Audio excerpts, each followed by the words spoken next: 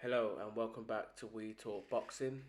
So this is the post-fight review of the Trevor Bryan versus Daniel Dubois.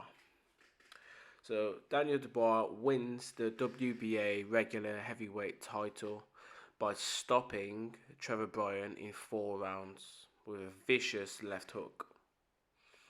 So this fight, first couple of rounds, Dubois looks sharp, athletic, fit and focused, coming out quite early within the fight, landing some very good jabs and then some overhand rights to Bryan as well, catching him at various points throughout the first couple of rounds. Throughout these rounds as well, Bryan looks slow, lethargic and quite flabby and old, to be honest, compared to Daniel Dubois. However, in the second, I think it was towards the end of the second round, he started to throw a few decent jabs, which obviously put Daniel Dubois on edge slightly and made him a little bit more cautious coming in until the end of that round. Obviously, round three, Daniel Dubois got focused, regained his composure, and then was landing some more vicious straight jabs as well as some good right hands as well to Bryan.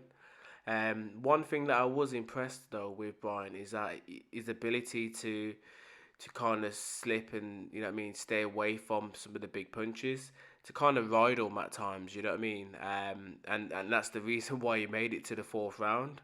Otherwise, if he wasn't good at that, potentially the fight would have ended a lot sooner because he wasn't offering much within the first couple of rounds. Literally, the first round, it was all Daniel Dubois throwing loads of shots, whereas Bryan was just standing there and just moving and swaying, really. He wasn't really doing anything to kind of put Daniel on edge. Um, but anyhow, as I said, you know what I mean? Like, Bryan obviously knew how to evade a shot quite well. And you know what I mean, made it to the fourth round. Daniel was like a man on a mission in that fourth round. Came out quite positive. You know what I mean, landed some more vicious shots before catching Bryan with that vicious left hook, which, you know what I mean, as soon as it caught him, it kind of come out of the blue a little bit because it was a shot that Daniel hadn't really thrown quite a lot.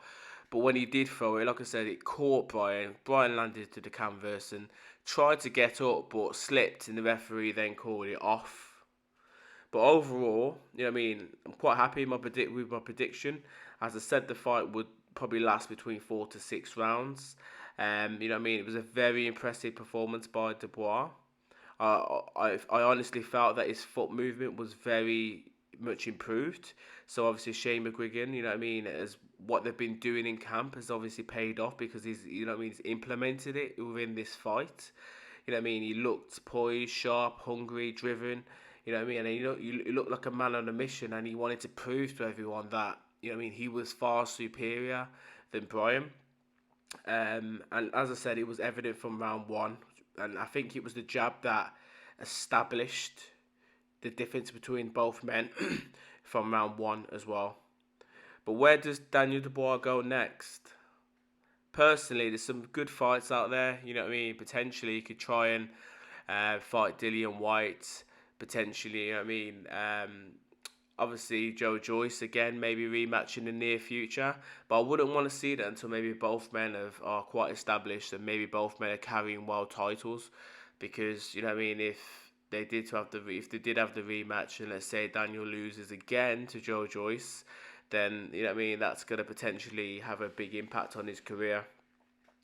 But generally, it's the WBA regular title. Obviously, he's now pretty much in line to try and fight the winner of Usyk versus AJ.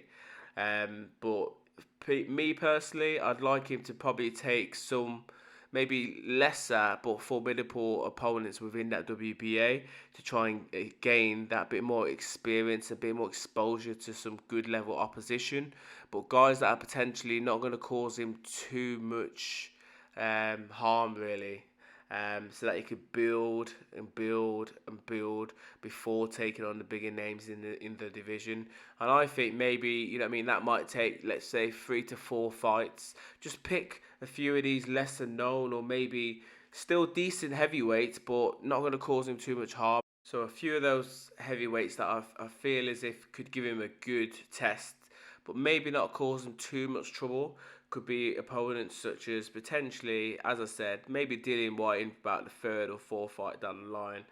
But he's got Lucas Brown will be a good fight as well, potentially as well. Obviously, Lucas Brown coming off a good win recently, but the thing with Lucas Brown is that he's a big hitter, but as soon as he gets clipped, it's game over for him really. You've obviously got Joseph Parker in there as well, which is a very good fight. Joseph's not a real big hitter, but he's a durable guy. He's got good combinations, fairly fast as well with his hands. But I don't feel as if he's got, too much to maybe cause Daniel too much trouble. But again, will be a good test for him as well. Maybe Martin Bacoli as well is another guy who you could potentially try and fight. Maybe Hughie Fury as well, and maybe Robert Helenius before taking on maybe Hunter and so on. But they're just a few names that I think, that I perceive that he should try and go after before taking on the bigger boys, the more established boys in the division, such as your AJs, your Usyks, your Andy Ruizes, and obviously then the biggest man of all, Tyson Fury. But anyway, it was just a short video just to give you my post-fight predictions of the fight, how I thought it went. And just let me know what you guys think. And what do you think's next for Daniel Dubois? Who do you think he should fight? Please like, subscribe, and leave your comments below. Bless.